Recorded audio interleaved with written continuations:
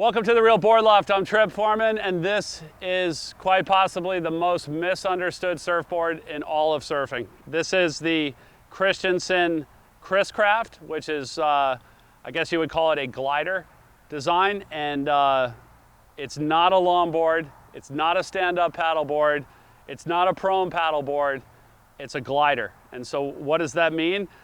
Basically, this board is long, proportionally really narrow, and not too thick either, so relatively thin for the length. So this one right here that we're looking at, this is 11'2" by about 22.5" by maybe 3 inches thick. So if you're looking at an 11'2" gun or an 11-foot gun surfboard, it'll probably be 4.5 inches thick, so it's quite a bit thinner than that. And then obviously it has a square tail rather than a pin, and it's got a single fin and a ton of other stuff going on that's different than a gun. But it's not a longboard, it's not a gun, and it's not anything else other than being a glider. So what does this board do that makes it so special? This thing, in slopey waves or just kind of mushy, junky waves, and you can actually ride it in pretty good surf as well, just as long as it's not super hollow, is just built-in insane gliding speed. Basically, like when you take off of this thing, it's literally like you got shot out of a wrist rocket compared to riding a standard longboard or you know, any kind of grovel shortboard. It just has a ton of speed and a ton of trim and glide, and the ability to connect waves too. If you're in a situation where you have quite a bit, you have a wave on the outside that breaks and then unbreaks, and it's at a 45 not breaking, this board can still ride an unbreaking wave to connect it to the inside. I make a joke, it's the world's longest foil board with the world's shortest mast, just because the amount of actual surfing time that you get on this board. Then you paddle right back out, blazing paddle speed, and then you're on another one, connecting it to like 4 different directions back to the beach to then go back out again and just keep doing it. It's a super fun board, and a little bit technical to surf the first couple times you surf it just because of the length. But once you find the balance points on it, like where to paddle it, where to turn it from, you do want to be active in walking to the back of the board. Like if you get all the way on the tail of the board, this thing will pivot on a dime on the tail. You're not doing a ton of nose riding time on this board, you can see, because there's not a lot of nose up there. You can nose ride it. It's not going to nose ride as well as like a standard nose riding longboard, but it's really meant more to be from about here to the back of the board. And getting on the back of the board, you definitely will be able to pivot its way through the turn. All of these boards are set up as single fins, and they don't really take a lot of fin. This is, for an 11'2", this is only a 9-inch fin. And there's no 2+1, there's no like kind of funky like quads or anything like that. It's just a single fin. And you know, there's V in the back of the board.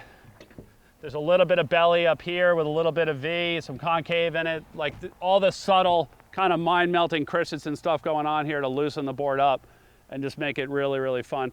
The timing on this one for me was perfect. Again, this was another surprise birthday present from the crew at the shop, and then, you know, the timing was perfect because we came into literally like our flattest summer ever. So this was like one of my go-to boards all summer, just finding like these little tiny zipper waves all over the island.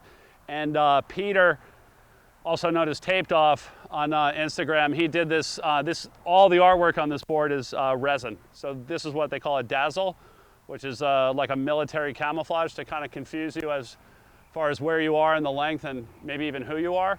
But the on a board like this is cool just because it kind of gives it a really cool look overall. It's got a solid glass job on it. Christenson put a pretty beefy stringer in this one because they knew that I would be riding it in bigger surf as well. We have a lot of like 2nd, 3rd, and 4th bar breaks when it gets big here that you need a board like this, just paddle speed to even get out to them and catch them, but they're actually kind of slopey when you get on them. So they knew I would be surfing it and that sort of stuff, so they put a bigger stringer in it as well. So it is the Christenson Chris-Craft. This one's 11'2", and really good. I mean, just really lights up small wave surfing. It's just an absolute blast. Another one that I've been surfing as well is, I got my hands on this one, and this is a 10-footer of the same design. And this one is, again, 10-0 by 22.5 by 2 7/8. This one I'm riding an 8.5-inch fin in it. And without the Dazzle on it, you can get just like a little better look of the overall shape on it. Like, it's a little bit easier to look at through the camera and through the photos and stuff. But this one was super fun as well. I mean, if I had to go one, I would probably go with the bigger one, but then I'm a bigger guy. So for somebody more moderate in weight, they'd be looking at like a 10-0 or a 10-6. This thing was just, you know, obviously if it was super tiny, super mushy, that one had the edge. When you got into riding the thing in better waves, like kind of more lined up waves that you could start riding shortboards on, this thing was just insane because it had that additional speed that the Chris-Craft had, and it has the trim and the glide, but it had less bulk for throwing it around. So it was super fun as well. So initially I was kind of turned off, like, why would you go with a 10-0 in this board? But it was a lot of fun. And I think for like more moderately weight people, you know, if you're like 180, 170, you should definitely be checking out like a 10-6 or a 10-0 if you want to get a little bit more maneuverability out of it. But here's the thing. If you're buying one of these boards, you already have a ton of boards in your quiver that are too short. So you don't want to buy another one that's too short. So it's better to go too long than too short, because it just means you're going to catch more waves and have more fun. Again, the timing was perfect. We had the flattest summer ever, but my stoke level was high because these things are just insane. And even when we got into the into hurricane season and we started getting better waves, I was still going back to all those same breaks because I had been waiting the whole summer to surf these in good waves, and they definitely did not let me down. They were a ton of fun, and just really like big open face turns. There were some tube sections that were coming through. You can even get, like, you know, little barrels and stuff on them on a board this long, which is always exciting. And just a really, really fun board all around. It's a Christenson Chris-Craft glider. So it's not a longboard, not a stand-up, not a prone paddle board. Main difference is just narrower widths, really long straight rail lines, super fast, like right off the takeoff, and the ability to generate just incredible down the line speed, but still pivot off of that square tail. It's the Christenson Chris-Craft. If you have any questions on them, or you want to place an order, give us a call at the shop, 252-987-6000, or look us up online, realwatersports.com/surfing. If you're still watching, one thing I forgot, the 10-0, easy to find a bag for. 10-6, it's harder to find a bag for, but you can still find one.